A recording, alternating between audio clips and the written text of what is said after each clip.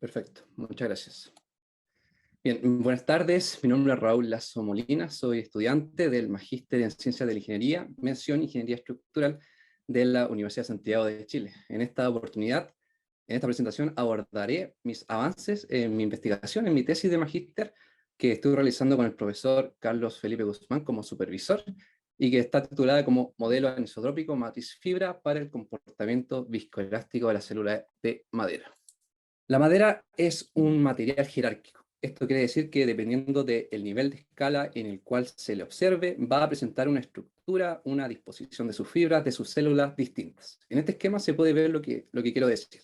Desde el nivel más macro de la madera, que vendría siendo lo que es un árbol, a este árbol se le puede realizar un corte transversal en el tronco, y en este corte transversal, aún al nivel de observación humana, se puede mirar lo que son los anillos de crecimiento. Y también, dependiendo de la dirección longitudinal, radial o tangencial, se puede ver la distribución de sus fibras.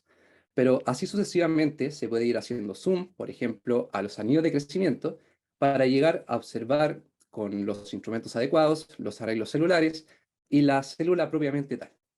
Y sucesivamente se puede llegar a lo que es el nivel de la nanoescala, en donde se encuentran los polímeros constituyentes principales, como lo son la celulosa, hemicelulosa y lignina. Como bien dice el título de esta presentación de mi investigación, esto trata acerca de la célula de la madera, así que me voy a quedar con ello. En esta imagen, a la izquierda, se puede observar un arreglo clásico de células, una ilustración, claramente, y este arreglo de células casi siempre se propone en la literatura como una especie de panel de abeja. Y acá a la derecha se presenta la propia microestructura celular. La célula de la madera y de las plantas en general se componen de un núcleo. Este núcleo, que se suele despreciar porque no tiene mayor aporte mecánico, y tiene una serie de subcapas en su pared celular. Una capa primaria, que es la más externa, y que también se suele despreciar porque en general esto solamente es una matriz de lignina, que no tiene mayor aporte mecánico, pero sí tiene una capa secundaria, que a su vez tiene tres subcapas, S1, S2 y S3, y en donde visualmente se puede ver que la capa S2 es la más gruesa, y es la que le añade una mayor resistencia mecánica a lo que es la pared celular. Y lo relevante acá es que en cada una de las subcapas se encuentran estas especies de diagonales, las cuales se denominan como microfibrillas. Y estas microfibrillas son una especie de cables cuyo centro es de celulosa y que están rodeados por una matriz de hemicelulosa y lignina. Entonces estos cables están dispuestos de forma helicoidal alrededor de cada una de las subcapas, y cuya orientación hacia la derecha, hacia la izquierda varía según la capa, y también lo importante acá es que la inclinación de estas microfibrillas se suele caracterizar mediante este ángulo respecto al eje longitudinal, y este es el ángulo de la microfibrilla. Y es relevante porque si la microfibrilla se encuentra más inclinada hacia la verticalidad, la resistencia mecánica de la célula en esa dirección longitudinal va a ser mayor a que si está alejada. Entonces es un parámetro relevante a considerar. Dicho esto, los objetivos de esta investigación, el objetivo general es adaptar un modelo matriz fibra para la modelación computacional de la célula de la madera. Y como objetivo específico tenemos estudiar las propiedades viscoelásticas de la célula de la madera bajo tensión en lo que es el rango de grandes deformaciones, ya hablando en el contexto de lo que es la mecánica del medio continuo. También analizar la distribución y orientación de las microfibrillas en las diferentes subcapas de la pared celular, las, las diagonales que antes se mostraban en la ilustración, y cómo el ordenamiento de cada subcapa va afectando lo que son las propiedades mecánicas. Y también estudiar el aporte de la matriz y el aporte de las microfibrillas a la viscosidad total de la pared celular, es decir, obtener una especie de caracterización de cómo afecta cada una de las partes que componen a la pared celular de la madera. Bien, ¿cómo estamos abordando esto de la modelación computacional de la célula? Lo estamos haciendo a través de lo que son los materiales compuestos matriz fibra. Y esto consiste en una matriz isotrópica en la cual se le añaden fibras de refuerzo. Se obtiene un material isotrópico u ortotrópico dependiendo de la dirección en la cual se definan estas fibras de refuerzo.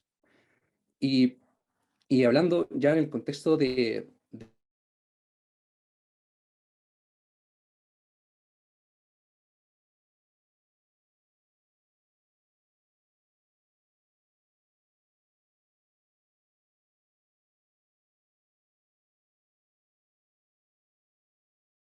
la geometría y la forma de la célula de la madera. Voy a iniciar explicando el modelo que utilizamos para la parte elástica primero, para después dar el salto a lo que es la viscoelasticidad. Entonces, en lo que es hiperelasticidad anisotrópica, recordando que queremos trabajar en grandes deformaciones, estamos utilizando el modelo propuesto por Holzapfel, Gasser y Ogden del año 2000. Esta es una función de energía libre que consiste en dos partes. Una parte elástica para la matriz isotrópica y otra parte para la fibra, que añade lo que es la anisotropía. Lo relevante acá es que la parte anisotrópica está en función de estos vectores A y V. Y estos vectores son son los que utilizamos para añadir la dirección de las fibras en la matriz isotrópica. Entonces, para la parte isotrópica, acá pongo el clásico modelo neo-Hookean de lo que es la teoría isotrópica, pero se puede utilizar cualquiera, acá solo lo pongo de ejemplo. Y acá lo que se propone para la parte anisotrópica es esta función de energía libre del tipo exponencial, que añade dos nuevos parámetros fenomenológicos, que son el K1 y el K2, y tiene estos invariantes que están en función de estos vectores direccionales. Y cabe decir que estos invariantes se definen como la doble contracción entre el tensor de deformaciones de Cauchy-Green derecho y el producto tensorial entre el vector direccional por sí mismo. Entonces acá se puede ir añadiendo fibras en cada dirección que van a depender de estos vectores, y para añadir otro vector C sub 0, simplemente hay que ir sumando términos a esta función de energía. ¿Cómo implementamos numéricamente esta función de energía libre para la hiperelasticidad anisotrópica? Lo que estamos utilizando para toda esta investigación, antes de pasar a eso, me faltó mencionar que estos invariantes que se agregan a este modelo físicamente representan el cuadrado del estiramiento de la fibra. ¿Ya? Eso es un dato ahí de lo que se representa físicamente. Entonces, ¿qué estamos utilizando para implementar esto? Estamos utilizando Phoenix, que es un kit de herramientas que permiten resolver problemas matemáticos asociados a ecuaciones diferenciales parciales, y por tanto nos permiten trabajar con el método de elementos finitos. Para trabajar con Phoenix, a grandes rasgos, necesitamos definir una función de energía libre, como la que mostré anteriormente, o bien también se puede hacer a partir de una función de tensiones. Pero la gracia acá es que con esta función podemos definir lo que es el problema variacional, que va a modelar el comportamiento del material. Y con esto, a Phoenix, además de agregar lo que es la geometría, el mallado y también condiciones de contorno, podemos obtener en un proceso iterativo que podemos definir, acá acaba de decir utilizando Python, podemos obtener en cada iteración el campo de desplazamiento para ir luego de eso calculando todo lo que son las tensiones, actualizar variables internas, en el caso viscoso, etc. Entonces, implementamos primero el modelo hiperelástico en Phoenix. Y para ello, empezamos a validar el modelo numérico en Phoenix con datos que encontramos en ejemplos numéricos de papers publicados que utilizan estos mismos modelos. Uno de ellos es un ensayo uniaxial de este cubo. Es un cubo unitario discretizado con un solo elemento que se va a estirar en dirección vertical, ¿cierto? Y en este cubo se añaden fibras de refuerzo según la dirección de este vector unitario A sub 0, cuya inclinación depende de este ángulo respecto a la horizontal. Entonces, obtuvimos la comparativa con los datos que entregaba este paper y los resultados fueron los siguientes. Acá se muestran varias curvas. En el eje vertical están graficadas un ratio, una razón entre la tensión en dirección 1, que es la dirección horizontal, sobre la tensión en dirección vertical, ¿ya? Y en el eje horizontal están los datos del estiramiento vertical. Entonces, cada una de estas curvas son para distintas inclinaciones de este ángulo, es decir, las inclinaciones de la fibra. Entonces, se puede ver que la primera curva, la de abajito, son los 90 grados, es decir, cuando las fibras están totalmente alineadas con el sentido del estiramiento, y por tanto, el sentido del estiramiento 2, que es el denominador de este ratio, va a ser mayor, y por ello los resultados son menores, porque esta es la versión más resistente en ese sentido. Entonces, acá se pudo validar mediante este ejemplo en particular. Y otra cosa que no mencionaba es que las curvas continuas son los resultados que obtuvimos numéricos mediante Phoenix, y las curvas con círculos son los resultados de referencia del paper. Entonces, la parte elástica pudimos comprobarlo. Y también pudimos comprobar efectivamente que el comportamiento de las fibras respecto a la matriz es el deseado para modelar la célula. Entonces, vamos ahí verificando que ha sido correcta la elección de este modelo compuesto matriz-fibra. Ahora, para pasar a lo que es la viscoelasticidad, necesitamos agregar las partes viscosas para estudiar el fenómeno. Lo que estamos utilizando para la viscoelasticidad anisotrópica es el modelo propuesto por Liu, Holzapfel, Scaleruth y Prot del 2019. Voy a explicar nuevamente en qué consiste la función de energía libre. Se tiene una parte elástica para la matriz, tal como antes, en la parte en equilibrio. Se le agrega una parte viscosa para la matriz, para la parte isotrópica.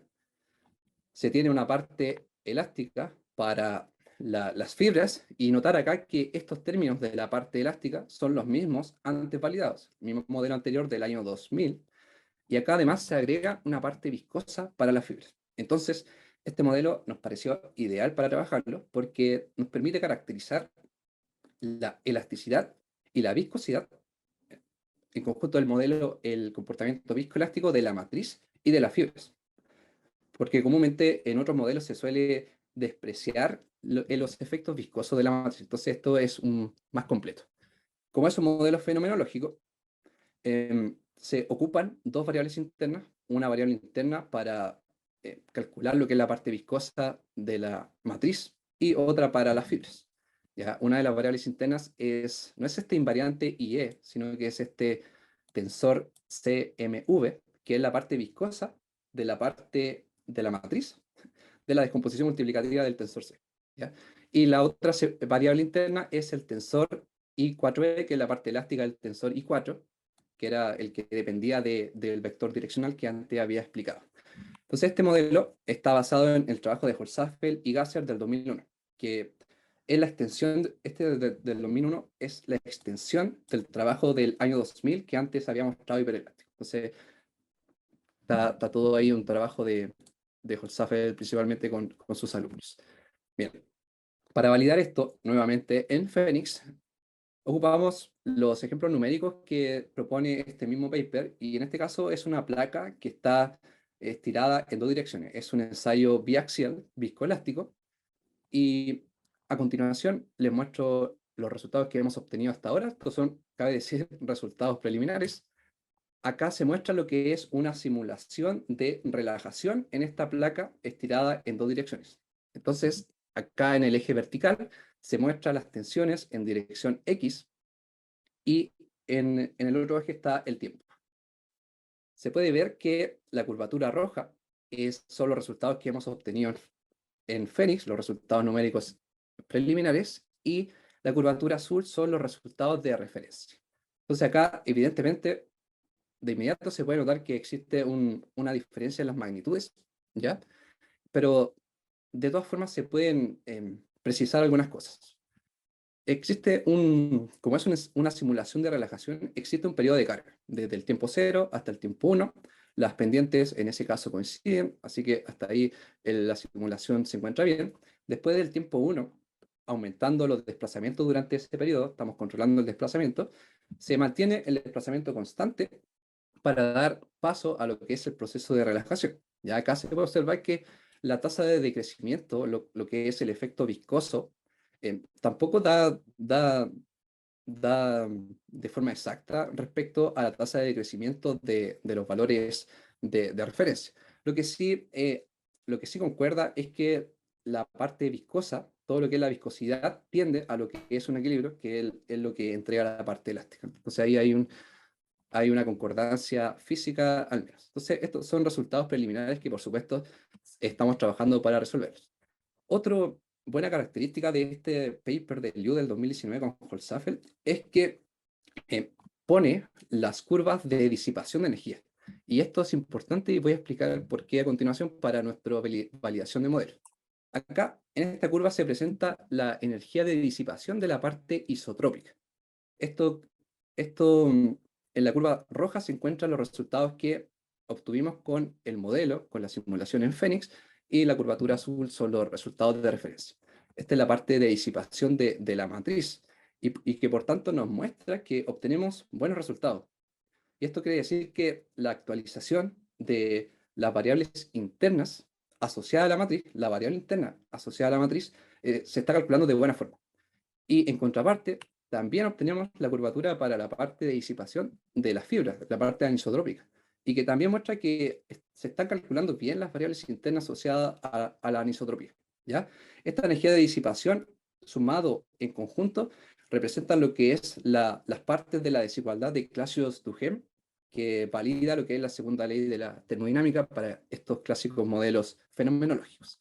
Entonces, esto nos indica que la diferencia de magnitudes que antes estaba presentando, eh, más que problemas con la implementación del modelo, con el traspaso de las expresiones al código, esto muestra que debido a que este es un material incompresible, lo había nombrado bien al inicio, pero esto está pensado para materiales incompresibles o casi incompresibles, esto podría sugerir que estamos sufriendo problemas de bloqueo.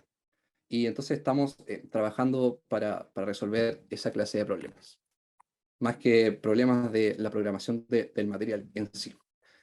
Bien, entonces, en paralelo a estos resultados preliminares que hemos ido obteniendo con el modelo en Phoenix, también hemos trabajado en idear la mejor forma de representar la geometría y la forma de la célula de la madera. Acá en esta imagen se está mostrando un ejemplo numérico también que es clásico en esta clase de materiales compuestos, que es un tubo hueco con diferentes capas y diferentes fibras con distintas direcciones, en el cual se le suele aplicar una presión interna. Pero acá lo que quiero decir con esto es que al mirar esto y compararlo con la ilustración inicial que les mostraba de la célula y sus paredes, se puede ver que es idóneo hacer esta clase de geometría, es decir, con estas capas y con las distintas orientaciones. Se puede ver de inmediato la relación. Pero no necesariamente la sección circular es la más idónea, sino que más bien lo que estamos buscando es hacer una geometría más realista, que es típicamente en los arreglos de células, como se puede ver en esta imagen. Eh, la sección tiene forma pentagonal o hexagonal, típicamente, de acuerdo a la literatura y a las distintas imágenes que se pudieron ir encontrando. Entonces, la idea es realizar esta parte de las distintas capas con las distintas fibras, pero con una sección de pentágono o hexágono. Y lo que hemos estado haciendo también es utilizar GMSH, que es un generador de malla, para hacer esta geometría y este mallado, porque GMSH nos permite definir grupos físicos, es decir, asociar las distintas áreas o volúmenes que necesitemos eh, para asignarles las propiedades mecánicas necesarias. Entonces acá otra cosa última para decir es que no, no queremos hacer un tubo eh, pegado al otro. No queremos hacer tubos distintos, queremos hacer una geometría continua y en el espesor ir definiendo subdominios para ir representando cada una de las subcapas, pero no van a ser geometrías distintas que necesitemos agregar un contacto entre ellas para la interacción. Eso no lo vamos a hacer. Entonces, ya he presentado algunos de los avances preliminares que, que hemos realizado durante este trabajo de investigación, de esta tesis de magíster, y algunas conclusiones para ir finalizando ya, es que este modelo de matriz fibra ha mostrado, debido a los resultados que hemos ido comparando a todos los análisis, que es idóneo para representar realmente la célula con las distintas subcapas, y sobre todo por la relevancia que tienen las microfibrillas en las distintas subcapas. También algo negativo de este tipo de modelo, cabe decir que está restringido para lo que es la tensión uniaxial, no trabaja bien cuando las fibras se encuentran en compresión, no entrega buenos resultados, y claramente necesitamos seguir trabajando en este modelo de validación para la parte viscoelástica y con los posibles bloqueos volumétricos que mencionaba anteriormente. Finalmente, también estamos viendo en paralelo lo que es la optimización de los parámetros futuros, comparándolo con data experimental de las células, y estamos probando algunos algoritmos genéticos para obtener la mejor optimización de parámetros. Y finalmente, ahora sí, para resaltar lo que es Phoenix y la facilidad que da para implementar lo que es los materiales y la parte de elementos finitos. Finalmente, algunos agradecimientos a la Agencia Nacional de Investigación y Desarrollo, ANID, por la beca de Magíster Nacional y también por el proyecto Fondesit 11-200-638. Y por último, agradecerles a ustedes por su atención y esta ha sido mi presentación. Me pasé unos par de segundos. No, está casi justo.